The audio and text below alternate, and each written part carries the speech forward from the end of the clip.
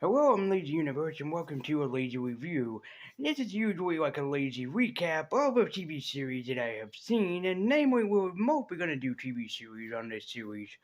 So, what TV series have I had planned for you? Well, it's none other than the amazing Retrospective series of Samurai Champloo. If you are a current fan of my channel and you have no idea that I have did this is actually true, you can actually go back on the channel and see that I worked on it. I have used to do a series called Notaku where I tried to reinvent the series that I've done and try to rework on the channel. Unfortunately, it caused more stress than I have realized, and unfortunately, sadly, that led to me killing that series. Then trying to revitalize it before then again killing it again. So, that clone just doesn't want to die, and I left it withering in my closet. He should be dead relatively soon. But, at any time in any circumstance, let's talk about Samurai Champloo. But before that, let me get you guys a little bit on speed. I grew up with some amazing anime series growing up, such as Yu Yu Hakusho, Dragon Ball Z, Pokemon, Yu-Gi-Oh, I've seen a little bit of Cardcaptor Sakura, and Sailor Moon, Ronin Warriors, Digimon, just a whole bunch of series. But Samurai Champloo was a series I did remember hearing about, but was never shown during the usual block of Toonami, mostly because this was rated mature, and with him for a good reason. Plus, if my mother ever saw me watching this series that had loads of blood and violence and a little bit of sexuality, not nudity, but sexuality, my mother would have fucking killed me. Then again, this comes from a Power Ranger dork that used to wake up at 11 o'clock until like 1 o'clock or 2 o'clock just watching old reruns of Power Rangers. I need help. Samurai Champloo is an amazing idea to come out from, well, Japan. It's an amazing anime series that tells a story like no other, having two Ronin warriors helping out a lone girl. The fantastic thing is, one series that really stuck out to me that I remembered, one that went into my deep subconscious, and I remember that I actually have watched a few episodes of it, is that it does bear a deep resemblance to Lone Wolf and Cub. Now, while you might be thinking, that is a ridiculous idea, and where did you pull that out from? Actually, I did some thinking, and it really kind of compared to Lone Wolf and Cub. While certainly it's just not one person looking after a child, but in a sense, with the girl and the two Ronin, you can see the very similarities. The series again mostly relied upon a girl looking for a samurai that smells of sunflowers, and you can look at Mugen and Jin as the same character, but that's not a bad thing. This anime series has a lot of really damn good and impressive storylines, some that I have never even thought was possible to put into a series, let alone this had it. Unlike what I did for my Doom Patrol retrospective, where I kind of went over each and every episode very quickly and very well done, I think it probably might be better if I just talk about basically what is the premise of the series, and overall probably talk about one of the favorite episodes that I have seen in this series, and also the weird but very beautiful musical choice of combining anime and hip hop music. And this is coming from a guy that really does not really care for hip hop all that much, although the musical choices that they have chosen was pretty phenomenal. Champloo opens up in a really good way, having both of our characters, Mugen and Jin, about to be executed in front of thousands. The cruel fate of what happened to all those Walmart greeters that you remember and have suddenly vanished. We're soon introduced to our first main character, Mugen, voiced by the iconic Steve Bloom, as he's going to order some food. I'll try out my new sword on you someday. Why not right now?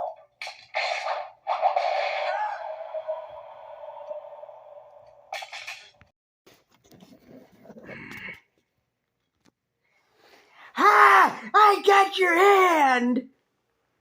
Why aren't you laughing? It's funny! Uh-oh. Quickly see from this point of view that Mugen is not a samurai to be messed with, but he's a samurai that has a code. Moving over to Jin. Jin is what some people would call an honorable samurai, but he is not the most efficient samurai. He wants what's right, and he follows the samurai's code of honor.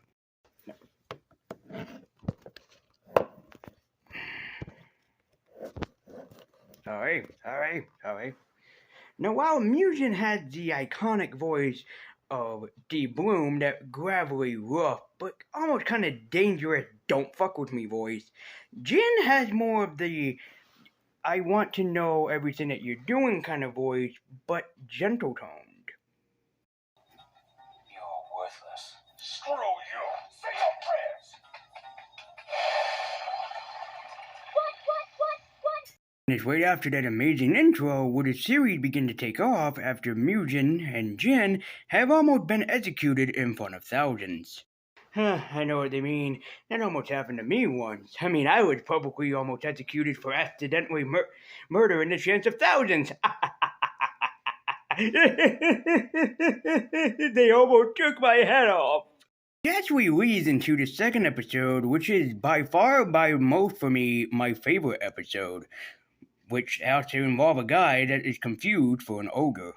And yet, he doesn't have an annoying sidekick voiced by the amazing Eddie Murphy, or a kitty cat voiced by Antonio Banderas, or he doesn't even get to marry the bodacious Cameron Diaz. I call foul on this ogre, for he is not an ogre unless you unleash his layers and find out what's underneath. Mugen and Jin's entire goal is helping out the woman that they met at the beginning. The woman that needs her help, and the woman that's looking for a specific samurai. In all seriousness, this opening, or the first few episodes, reminds me a lot of Stranger Things, and specifically how Will Byers went to disappear, and before he comes into the full play of the series. To be honest, Stranger Things, the very first episode, kind of threw me off how it was like, seriously, this is going to be about a little kid going missing, when eventually it turned into an even better series, and has had 4 seasons so far, with the 4th I have yet to see yet, so please don't spoil that for me. And yes, I am getting to my Lone Wolf and Cub reference very, very shortly here. But before we get to that, let's talk quickly about the unique animation style that Samurai Champloo uses compared to some other animes. Some other animes have a more fluent style to them. Champloo has both a style that's fluent, but also one that you don't hardly see, especially this day and age, in anime. Because I'm a dork and I love animation and anime entirely, this was just great to see the differences in the anime style. There are areas where the anime have to make a shift, but it makes a more unique shift in with animation quality, sometimes going for a dirty look, and then going for a more beautiful aspect towards the end of it. Lone Wolf and Cub was really the series that echoed out to me in my head that while this anime was produced.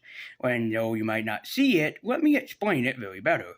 The series followed 2 samurais, Jin and Mugen, and their entire goal and purpose is to protect this girl from any danger while helping her look for her first protector. Yes, Lone Wolf and Cub had only one protector, and he was protecting a little boy, aka that could be seen as his son figure. But of course, or his son in general, but of course there is somewhat more similarities to Lone Wolf and Cub that can be drawn here, seeing that both Jin and Mugen are in a sense kind of the same character or the same flippable coin, but yet while they have different personalities, that much is very different, they do have the same exact goal, aside from fighting each other that they want to do in every single episode, and that is keeping the girl safe, and furthermore, in keeping her protected until the time comes until she meets the man that she's looking for. Yes, I am aware that probably makes no sense, but that's just me talking and thinking that, yeah, the Lone Wolf and Cub reference just works so well for this anime series. Now it's time to talk about the one thing that this series is probably well known for, the hip-hop beats. I just can't believe those two. How could they run off like that and abandon me? Fine, see if I care. I don't need them.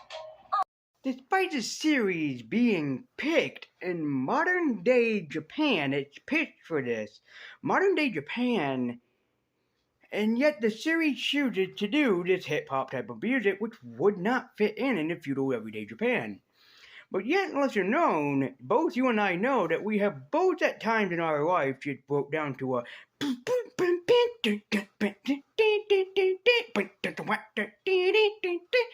little beat in our life, especially when we're bored. which can be said for probably people that were alive back in feudal Japan, just kind of sitting there and making up their own beats as they go and just kind of going with the flow of the entire thing. And that really speaks out for this series because the music, especially the hip hop music, does kind of feel fitting for this kind of series. I know that makes no sense, but yet a lesser known, when I was watching it, I'm like, okay, I can see why they have chosen the type of music. Granted, there is their own orchestrated music that they use for the anime, which is also very beautiful too. But let's let that slide because beautiful orchestrated music is what it is. But we have to just address the elephant in the room that this is a very, very amazing score, especially mostly comprised of hip hop music that just cuts in and out at different points. And yet, while I would kind of share that off with you guys, I am afraid of YouTube being like, that is a beautiful copyright that we can just score on this little man. Let's just draw that nice little circle with the C inside. But for those of you aware, here are some hip hop soundtracks that they do choose. They choose from Suse, Fat John, Nujabes, I hope I pronounced that right, and Force of Nature. These are just some hip hop beats that they break down. But furthermore, from what I've seen from Samurai Champloo, is it a series for everybody? No, probably not, because there are some people that are very subjective to the violent aspect of everything. But is it still a series that you should watch? Hell to the fucking yeah. Champloo just has one hell of an amazing story that it just works alongside of and really kind of makes it all of its own. Of course, everybody would probably ignore the great story for the animation. So yes, I can admit that would probably be true and very fitting for some people that like animated series for, well, the animation quality, and the animation quality in this series is none above par and looks beautiful. I think what connects everything together is the fascinating stories that Champloo just does and pulls together so damn well, especially for the amazing voice cast they've chosen to work on this series.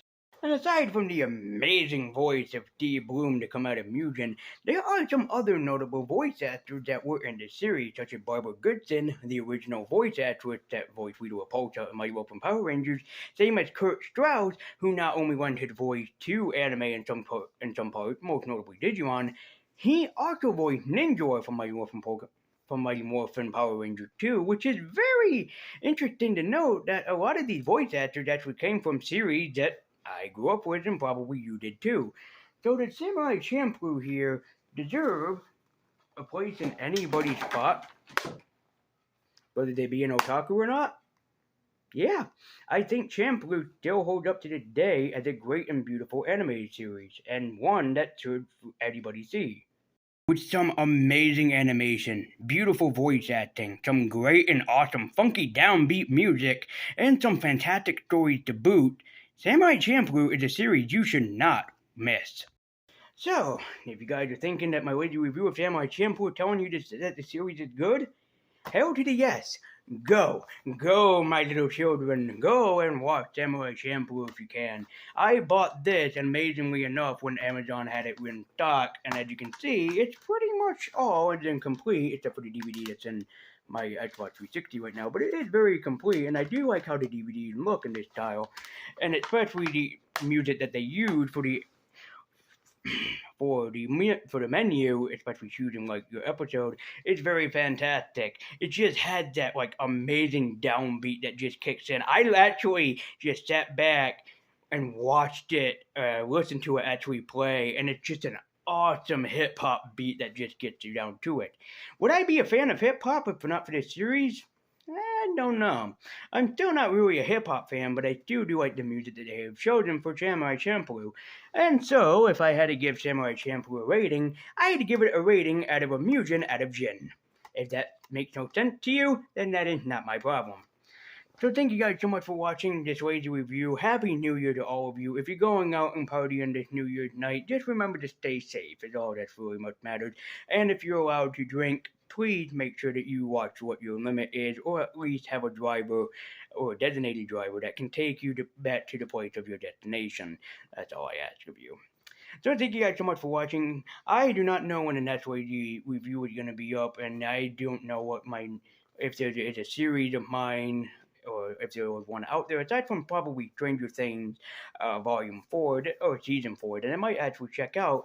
Let me know if there's any favorite TV series that you think that I would be interested in, like any of the Marvel ones, such as like She-Hulk, Daredevil, or Luke Cage. Let me know if you think that one of them series would be interesting for me to watch, and maybe might make an appearance on Lazy Reviews, but I just make no promises. Maybe not if this year, maybe next year as well, too.